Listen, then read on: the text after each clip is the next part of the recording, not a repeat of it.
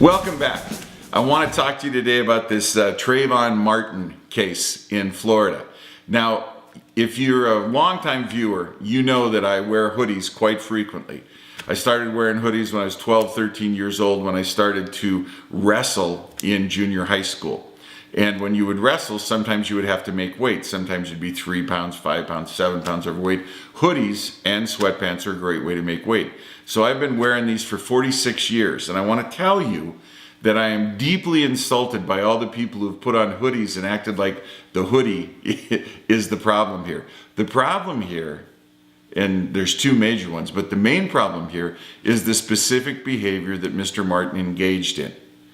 And it is important to keep in mind that the media, how do you know the mainstream media is lying to you about this case? Their lips are moving.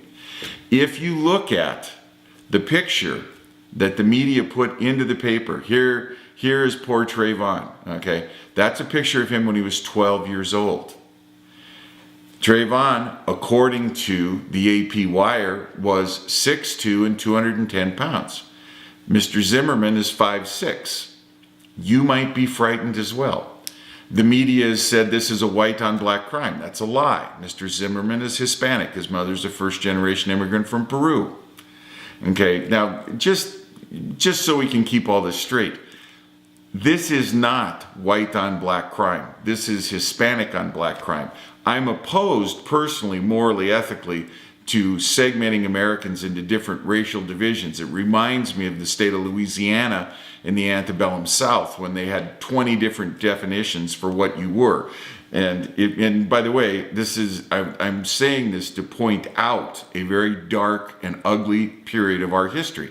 In Louisiana, if you had 1 drop of white blood or 1 drop of black blood and 8 drops of white blood, or 7 drops, whatever it was, octoroon, you were called an octoroon. If you were half and half, you were called mulatto. If you were half Indian and half African American, you were mestizo. They had a name, which I would define as a racial slur, for every single category. And the idea that people who see themselves as liberals lead the story with the race of the people involved in a crime tells you something very important about the person writing the story. The person writing that story is a racist. The race of the people involved in the crime is not the story here. And I want to quote from one of my heroes in the media, a guy named Juan Williams. Juan says the following: "The shooting death of Trayvon Martin in Florida has sparked national outrage, and civil rights leaders from San Francisco to Baltimore leading protests calling for new investigation and the arrest of the shooter. But what about all the other young black murder victims?" Now here's where you can see that Juan Williams is somebody in the national media who's going to tell you the truth. Nationally, nearly half of all murder victims are black. And the overwhelming majority of those black people are killed by other black people. Where is the march for them?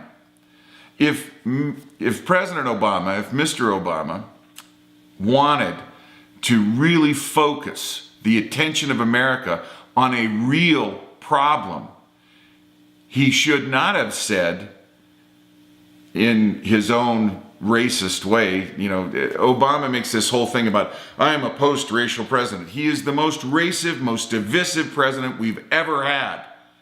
It is impossible to think seriously about how we're going to undo the damage that this man has done. And for him to walk out there and say, if I had a son, he'd look like Trayvon, the intent of that statement is so over the top and out of control that I just don't, I can't imagine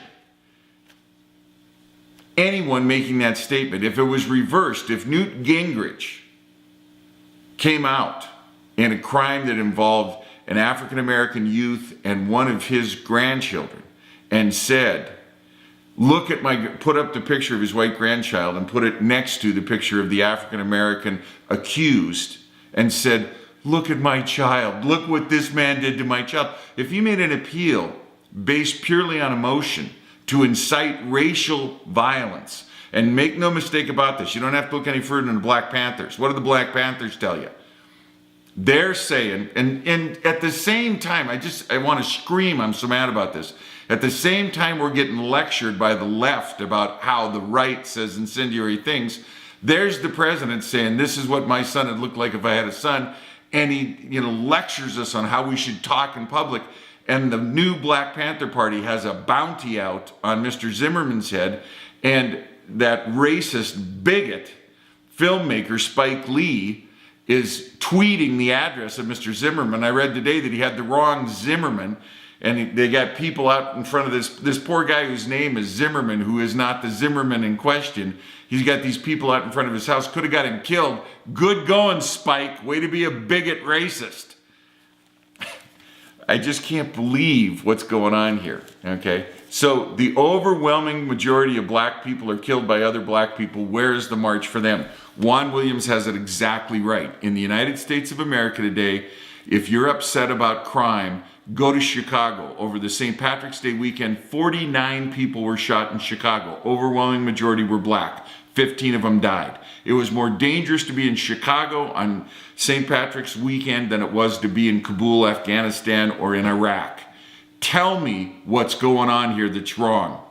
This is a travesty, and every one of these so-called black leaders are dancing and spitting on the grave of this poor young man.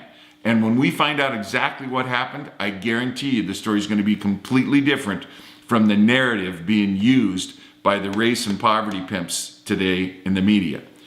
God bless this poor kid's family. God bless his lost soul. And God bless everyone involved in this, because we're going to need help to get through this, because the race pimps and the poverty pimps have poured gasoline on the fire, and they've done what they always do. They've tried to create a giant riot, and they're inches away from accomplishing it. God bless you. God bless the United States of America.